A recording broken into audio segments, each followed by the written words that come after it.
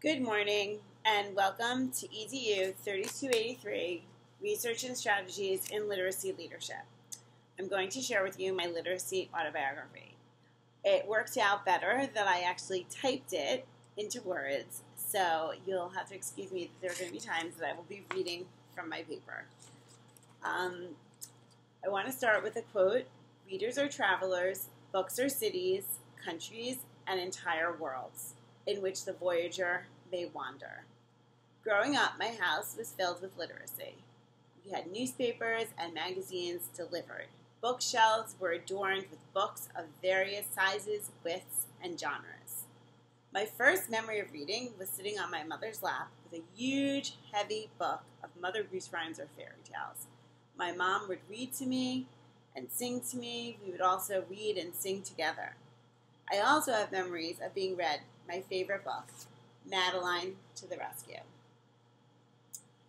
I loved Madeline's adventures with her friends through Paris and always challenging Miss Clavel with all her adventures and ideas.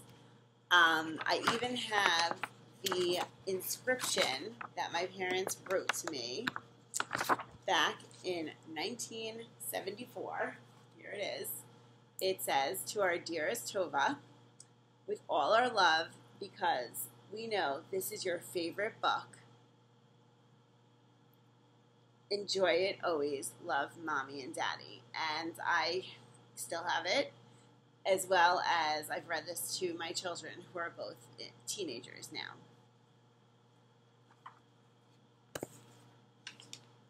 One of my earliest school memories was learning the word "the" and thinking it was magical and a door opener to reading longer books.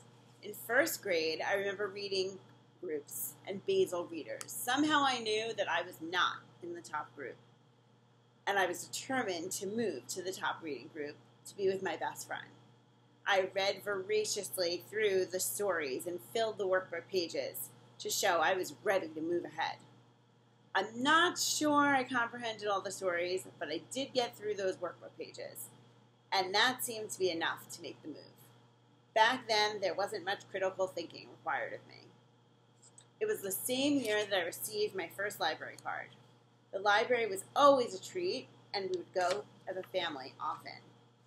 As I transitioned from learning to read to reading to learn, I acquired a taste for genres and authors like Shel Silverstein.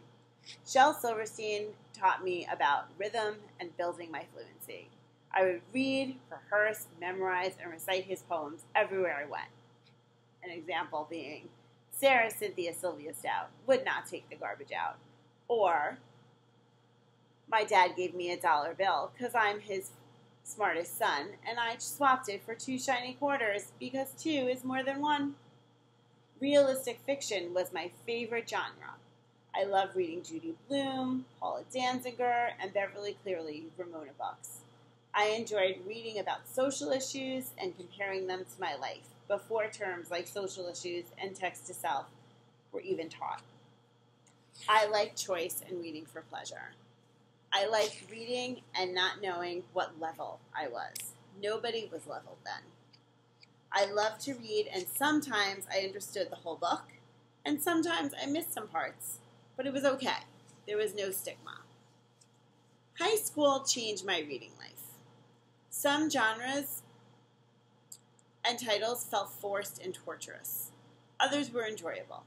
I enjoyed reading The Witch of Blackbird Pond and falling in love with historical fiction. In contrast, Tess of the D'Urbervilles, The Great Gatsby, and Odyssey seemed forced. Thankfully, I returned to these texts later in life and fell in love with the magic and message of words as I read and reread books like The Great Gatsby and The Grapes of Wrath.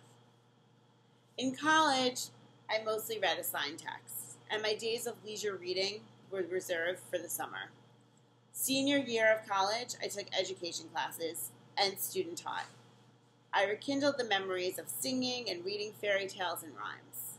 I went to the library, sat on the carpet reading children's books, sorting through the stacks of authors from A to Z.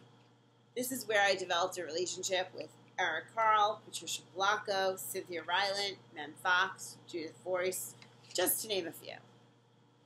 In graduate school, I wrote my own children's book titled Not Now, Maybe Later, about a young girl's challenge with patience having to wait to show her doll for show and tell. I was inspired by my own experience as well as Kevin Henke's book, Lily's Purple Plastic Purse. Becoming a mom gave me the opportunity to relive read-alouds. This time, it was my son and daughter sitting on my lap, while the huge heavy book of nursery rhymes sat on their lap. I read to my children every night, even through their teen years. Teaching has brought me a new appreciation for literacy. Literacy is not just skills and strategies. Literacy is about forming relationships and an identity and learning values. As a classroom teacher, I was fortunate to be part of the Teachers College Reading and Writing Project. Through TC, I fell in love with reading through a new lens. I was taught to read with a more critical eye for social issues and citizenship. I learned to wonder, inquire, and infer. I aspired to teach my students to do the same, to read and inquire, to analyze, evaluate, predict, compare, and contrast. I modeled falling in love with literature and inspired them to do the same. My reading life today is a juggling act. I have required text to read for teaching and working on my dissertation. They're not forced, but they are time-consuming. This leaves limited time for reading solely pleasurable, escapable books. I do try, though, often before bed, and then I find myself sleeping and waking up with my iPad in hand laying on my chest. Technology has assisted my reading life. I can carry all my genres in my hands and read them wherever I am on my phone. Audible books keep me reading in the car, which is how I get through some of my professional reading. I will start as I began. Readers are travelers, books are cities, countries, and an entire world in which the voyager may wander. Looking forward to learning together this semester.